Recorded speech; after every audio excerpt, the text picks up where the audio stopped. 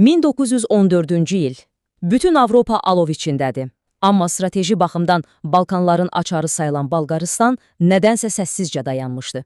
Hər iki tərəf onları öz cəbhəsində görmək istəyirdi. Bəs Bolqarıstan nəyi gözləyirdi? Cavab çox sadədir. İntiqam. Kral Ferdinand itirilən torpaqları qaytarmaq arzusu ilə yaşayırdı. Almaniyanın dərhal Makedoniyanı vermək vədi isə mükəmməl fürsət idi. Beləliklə, 1915-ci ildə Bolqarıstan bu şirin vədəyə inandı. Onlar Almaniya və Osmanlı ilə rəsmən müttəfiq oldular.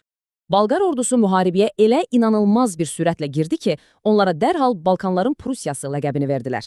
Cəmi bir neçə həftəyə Serbiyanı işğal edib, dərhal ardından Rumıniya ordusunu sözün əsl mənasında darmadağın ediblər. Amma bu səfər qısa çəkdi. Müharibə uzandıqca xalq aclıqla üzləşdi, ayaqyalın əskərlər isə üsyan etməyə başladı. 1918-ci ildə cəbhə yarıldı. İnanılmazdı. Amma Bolqarıstan ittifaq dövlətləri arasında təslim olan ilk ölkə oldu.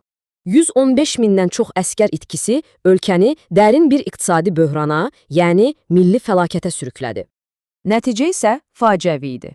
Nəinki yeni torpaqlar qazanmadılar, hətta Egey dənizinə olan çox vacib çıxışlarını da itirdilər. Bəs sizcə Bolqarıstan Almaniyanın deyil də İngiltərənin tərəfində olsaydı nələr baş verərdi? Tarix necə dəyişərdi? Böyük idealların sonu belə bitdi. Daha çox belə maraqlı tarixi faktlar üçün kanala abunə olmağı unutmayın.